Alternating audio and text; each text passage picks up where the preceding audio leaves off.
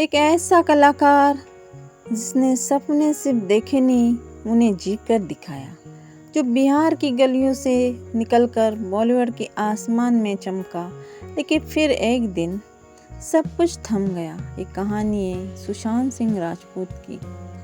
21 जनवरी 1996 पटना बिहार में एक साधारण मध्यवर्गीय परिवार में एक असाधारण बच्चे का जन्म हुआ, सुशांत सिंह राजपूत। माँ बाप के सपनों के परे सुशांत के अपने सपने थे, बड़े चमकदार और असीम। सुशांत अपनी माँ के बेहद करीब थे, लेकिन साल 2002 में उनकी माँ का अचानक निधन हुआ। यह हादसा उनकी ज़िंदगी का पहला बड़ा सदमा था। तभी से उनके भीतर एक खालीपन घर कर गया, जो जिंदगी भर रह गया। सुशांत पढ़ाई में बहुत होशियार थे। 11वीं क्लास में उन्होंने 11 इंजीनियरिंग एग्ज़ाम पास किए थे।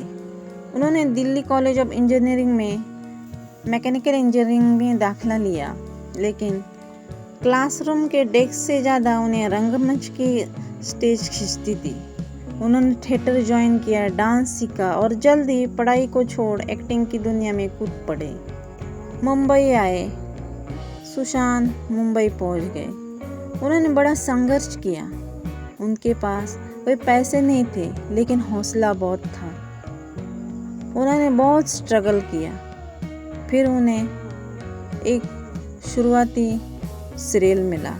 उनकी शुरुआत हुई किस देश में है मेरा दिल से। फिर आया टर्निंग पॉइंट। उन्हें पवित्र रिश्ता के मानव देशमुख के लिए साइन कर लिया। यह रोल घर घर में जाना पहचाना नाम बन गया। इस किरदार के बाद उन्हें छोटे पर्दे का शाहरुख खान कहा जाने लगा। फिर उन्होंने बॉलीवुड में छलांग लगाई, सपनों की उड़ान। 2013 में उनकी पहली फिल्म आई कई पोछे। उसके बाद शुद्ध देसी रोमांस पीके, और फिर आया वो रोल जिनमें उन्हें अमर कर दिया, MS Dhoni the untold story. Sushant ने धोनी को इस कदर जिया कि लोग असली और फिल्मी धोनी में फ़र्क ही भूल गए। वो एक गूढ़ और जिज्ञासु आत्मा थे।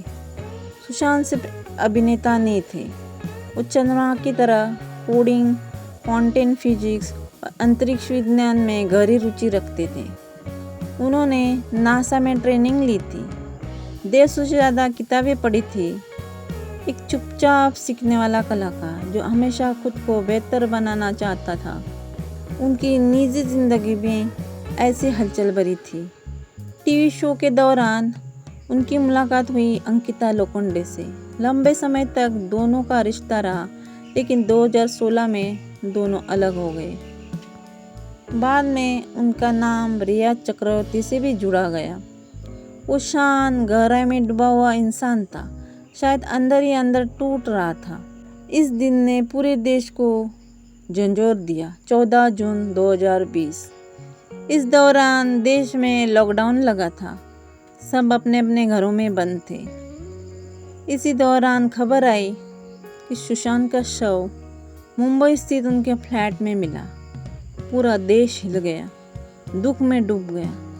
पोस्टमार्टम रिपोर्ट में फांसी से मौत दर्ज की गई, लेकिन यही से शुरू हुआ सवालों का सिलसिला।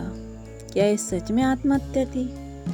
बॉलीवुड में चल रहा है नेपोटिज्म इसकी वजह है, दबाव या कुछ और? CBI जांच हुई, AMS की रिपोर्ट आई, लेकिन आज भी कोई स्पष्ट जवाब नहीं मिला। कोई किस पे नाम ले रहा है, कोई किसका नाम ले रहा है।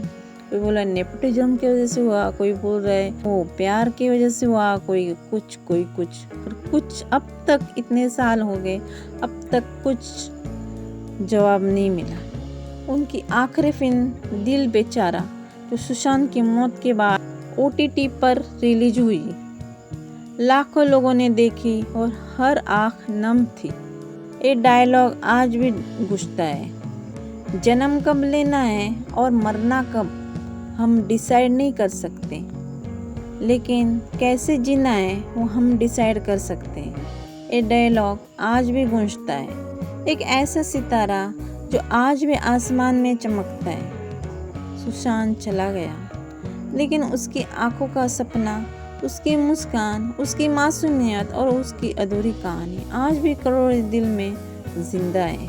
सुशांत सिर्फ एक अभिनेता नहीं था, वो एक सोच था, एक प्रेरणा था, एक सवाल था।